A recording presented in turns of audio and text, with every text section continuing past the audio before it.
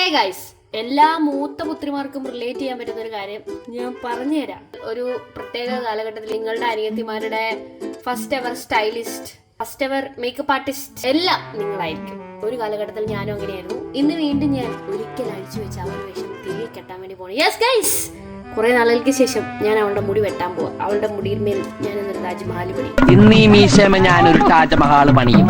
അണിഞ്ഞാലത് കുത്തപ്പീനാറാകും. നീളം കുറയരുത്, പിന്നെ ഭംഗിയുണ്ടായിരിക്കും. കാടുന്നവർക്കല്ലേ എന്റെ മുടിയെ പറ്റി ഭയങ്കര അഭിപ്രായം. പക്ഷെ എനിക്ക് ഇതൊരു ഭാരമായിട്ടാ തോന്നണേ. ഗൈസ്, ഇത് കണ്ടോ, കത്രിക എന്നെ പോലെ തന്നെ മഞ്ഞ കത്രിക. ഈശ്വര, ഇവിടെ ആരുമില്ലല്ലോ ഇതൊന്ന് പറഞ്ഞു ചിരിക്കാനായി. മൊത്തത്തിൽ എന്നെ കാണാൻ ഒരു പാഷൻ ഫ്രൂട്ട് പോലെ ഉണ്ടല്ലേ. സ്കൂട്ടർ കാണുന്നുണ്ട്.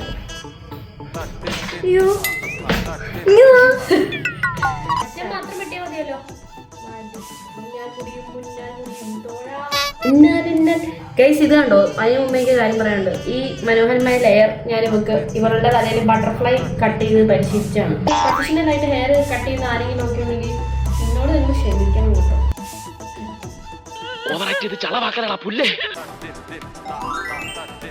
രണ്ടാമത്തെ മുടിയും കട്ട് ചെയ്തു.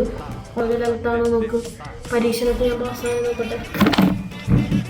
അല്ല, ആണ് ഒത്തില്ല. എന്താണ് ഒത്തില്ല? ഒരു ലെങ്ത് ആണ്. ഒരു ലെങ്ത് ആഡ് ചെയ്ത് കണ്ണു നടക്കില്ലേ? ഞാൻ അടുത്ത് എന്തടുത്തത്? ഒന്നും അവസാനിച്ചിട്ടില്ല. ഓരോ ലെയറിന്റെ അറ്റം വെട്ടണ്ടേ, അല്ലാതെ എങ്ങനെ സ്പ്ലിറ്റൻസ് പോകുന്നത്? ഇത് ഒറ്റ ലെയറിന്റെ അല്ലേ വെട്ടിയുള്ളൂ. ഇതൊന്നും തീരുമല്ലോ ഗൈസ്. ബൈ.